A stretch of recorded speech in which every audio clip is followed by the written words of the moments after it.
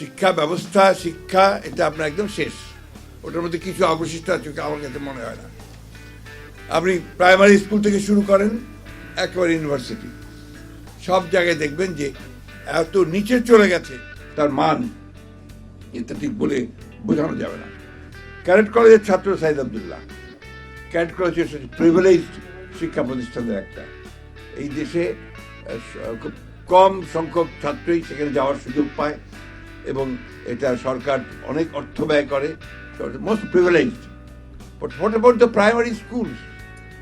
একেবারে সে কুড়িগ্রামের চরের ঔমারির চরের মধ্যে প্রাইমারি স্কুলটা বা হাই স্কুলটা, সেখানে কি শিক্ষা পাচ্ছে, কি ব্যবস্থাটা আছে, সেটা কিন্তু আমরা অনেকেই জানি। এই যে আপনার সারা দেশে অসংখ্য শিক্ষিত বেকার, এটা তো একটা বড় সমস্যা, এটাকেও কিন্তু আমরা কেউ চিন্তা করছি না।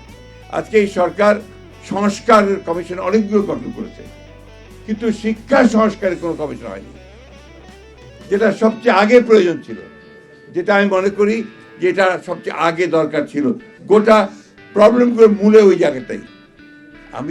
আমার যদি শিক্ষাটাই ঠিক না হয়, জ্ঞান যদি আমার না থাকে, তাহলে আমি কি দিতে পারবো বা কি নিতে পারবো, বা সমাজে কোন পরিবর্তনটা আমি আনতে পারবো, আমি নিজের পরিবারের জন্য কি পরিবর্তন আনতে পারবো।